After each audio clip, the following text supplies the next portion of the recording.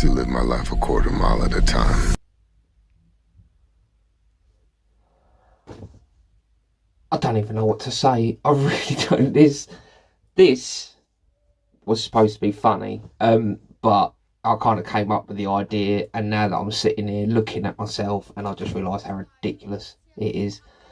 Much like this movie. Are you sure about that? The thing with the thing with these movies is they just get more and more and more ridiculous as the franchise goes on. I'm not going to lie, I've seen all the movies, but I can't remember anything that happens. I don't know where the storyline's going. I don't know who's good and who's bad. I'm actually lost for words. This is a movie review about a movie that cannot be reviewed because it is just absolute ridiculous. Now, this movie is both really good and really shit at the same time. Like there's just it just ebbs and flows throughout the whole thing, throughout the whole 2 hours. I had to sit for 2 hours. I sat through this movie, and I was laughing unironically throughout 60-70% of this movie. Just how ridiculous it is. I am absolutely gobsmacked about the levels of ridiculousness that this movie goes into. This is all spoilers. If you haven't seen this movie, do not watch this review, because again, you can't spoil a movie like this because it's fucking stupid. But there's certain things that happen in it that I know that diehard fans will. But then again, if you haven't seen the movie, you wouldn't be watching this review anyway. But there's fans out there of these movies that don't know exactly what has happened, and there's little things in here that kind of happen, and you don't really want to know about it. Now, do you know what? I'm going to take this off because it's really annoying me. Plot-wise, it's just, there's nothing. You know, it's the same as all the other movies, and pretty much any action movie that you're ever going to watch. Just look at any Mission Impossible movie. A bad guy has stolen a thing that can do a bad thing. Do you know, I can't even remember. I'm not going to lie, none of this plot made sense to me. I didn't retain any memories apart from just random pieces, which I'm just going to jump to. You know, I'll be talking about a good bit and then I'll just jump to a bad bit because it's just absolutely stupid. A bad guy has to steal a thing because it does a bad thing, and for some reason, instead of getting, you know, professionals to deal with it, Kurt Russell's character, forgot he was in this franchise, has to get the Fast and Furious crew together, because apparently now they're not just street racers who rob DVD players. I know that was the first movie, but that's how I still look at these characters. But now they're kind of mercenaries for hire because they're the best people for this job. I get they're good at driving, and I get they're unbelievably lucky. We'll get to that. But you don't hire these people because they're not professionals. They're just really good at driving. Too good at driving. Like some of the stuff that happens in this movie. I'm not even going to pretend that I remember their names either. I'm literally going to refer to them as their real people names, the actors' names, or a description, because I can't remember either their character name or their real life name. Vin Diesel, Dom Toretto, I know that one because, you know, I dress like this for some reason. He goes to drive over a wooden kind of rope bridge, which is just exploded. This is towards kind of the beginning of the movie. And not only did Ludacris's character drive across this bridge that had already broken, he drove up it, the side of a mountain. No. Vin Diesel then hooked onto a piece of the rope with the tyre and swung across the kind of ravine. Tell me you're not thinking what I think you're thinking. There's no bridge! Oh, hell no.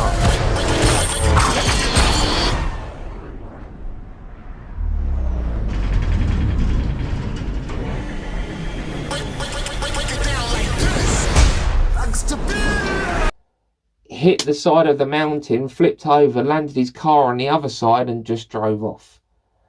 Now, I'm not doing it justice just how ridiculous this was, because I was laughing at just how stupid it was.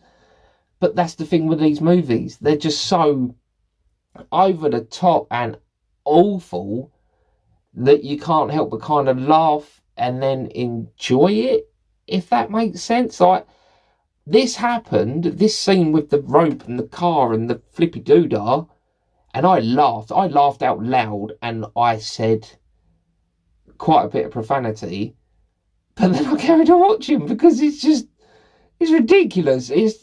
Again, there's no plot. It turns out that the bad guy that stole the thing that can do a bad thing is Vin Diesel's brother, which just happens to be John Cena, of all people. It's his brother. No, it's not. It looks nothing like him. No, they're brothers. Just trust us, they're brothers, because Helen Mirren refers to it how they kind of look alike. They don't look anything alike.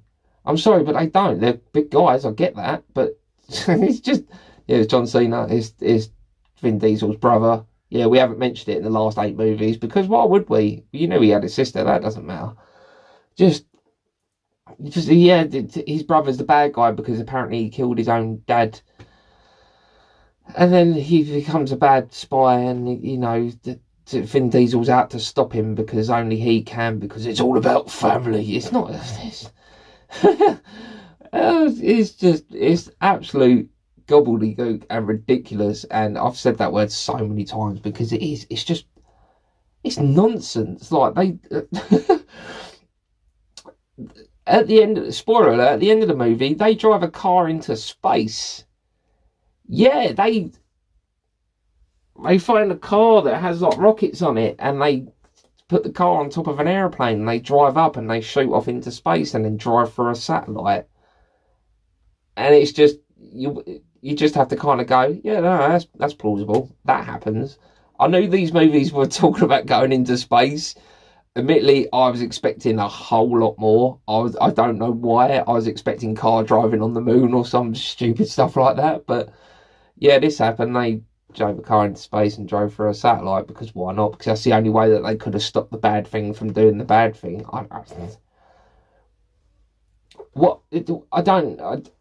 don't know how to review this movie, because again, it's part of a franchise that people love. People adore these movies because they started off grounded in reality. Like I mentioned, it's these street racers that are criminals on the side. I get that. It was pretty decent. It was a good idea, and they insert an FBI agent to try and stop them who's undercover. But then by 4 or 5, they're mercenary. They're the people that people turn to get missions done. It's ridiculous. And yeah, they're good drivers, but where it started off grounded in reality, and then it's escalated to this point where they are superhuman. Like, they reference that in this movie. I can't even remember his name. Roman. Is it Roman? His character, he has an epiphany in this movie that he's invincible, because his armoured car crashes in between 2 rocks. So it's upright like this. He climbs out and drops to the floor, and the car drops on top of him. It land. You see it land on top of him, and everyone's like, "Oh no, he's dead. Oh, but he's part of our family. What the hell? No!" And then he just walks out from behind the car, and he's like, "Nah, not even a scratch." Like, you saw the car land on him. It didn't. It wasn't a way where it could have landed beside him. It landed on top of him, and he just walked out. He comes to this epiphany that they are invincible, and they are, because it's just, again, it started off real, and now it's just over the top ridiculousness. If you want to go in that route, fine, but don't act like you're not going in that direction. Don't act like, this is real. These things could happen. No, this wouldn't happen to anyone. No one can even drive like that. It's absolutely bizarre that they think that this is a natural progression, because it's not. And when you take into account, just a little side thing, Vin Diesel's contract, and it's the same with Dwayne "The Rock" Johnson, because he's in these movies as well, don't forget. Their contracts state that in these movies they cannot look weak. Okay, the whole point of that is, if Vin Diesel throws a punch, or if someone punches Vin Diesel, he has to punch them back equally or harder, so that he does not look weak. So if you watch a fight scene with Vin Diesel, he could get the absolute tar beaten out of him, but then he wins because he's, you know, the lead character, but then he'll walk away without a scratch on him. It's the same with Dwayne "The Rock" Johnson. His character is exactly the same. So at one point in this series, I can't even remember, what was it, 5? Them two have a fight, and they have an equal fight because they don't want to look weak. Now, when you take all of this into account and you drop it into the movie universe and into this reality that they've created for themselves, there's no way that there's going to be repercussions for anything, because you already know that they are never going to die. This movie, at the end, Vin Diesel throws an armoured truck. It's not just a car, it's a long truck. It's huge. It's like 4 carriages long. He flips it and throws part of it into an aeroplane to explode the aeroplane. And he lands and does a superhero pose. If you don't know what that is, watch Deadpool. He does a superhero pose, and there's an explosion literally around him, and he doesn't even sweat, because it just does not affect. It's bonkers. It's stupid. I don't know what word I can use to describe just how moronic these movies are. But I'm not gonna lie, I actually kind of enjoyed this movie. It's like, if you get past the nonsense and the over the top aspect of like the action, like the last sort of 15 minutes, the chase scene where they're all driving their really fast supercars, and they got super magnets in their cars. They're using the super magnets. They turn them on, and they're pulling other vehicles in their way of the people that are chasing them, so it's smashing their cars up, and then they turn the magnets off and they can carry on driving.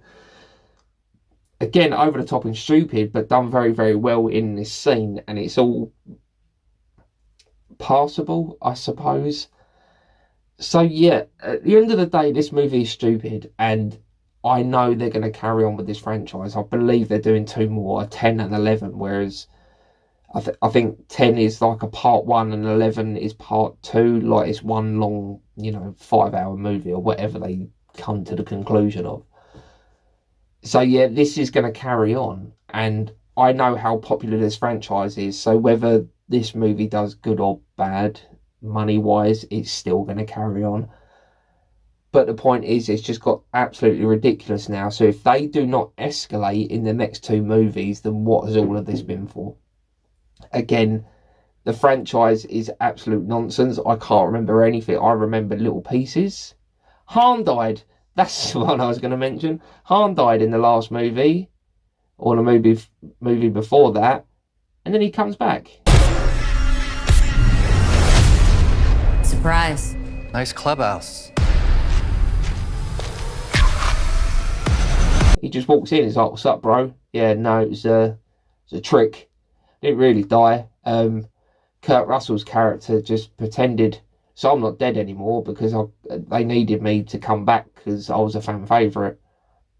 That happened.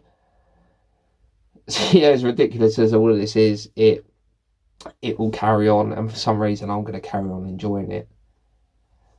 The best thing about this movie, again, spoiler alert, is at the very end, because if you've seen any of these movies, this is all about family and unity and then coming together.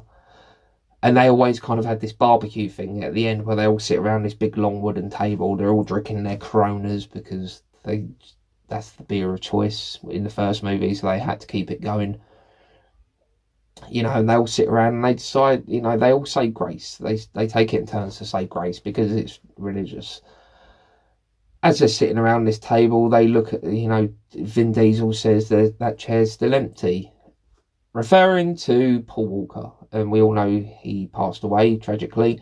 And in one of the movies, they had to use his brother with CGI facial thing with Paul Walker on it to kind of finish the movie. We all know what happened.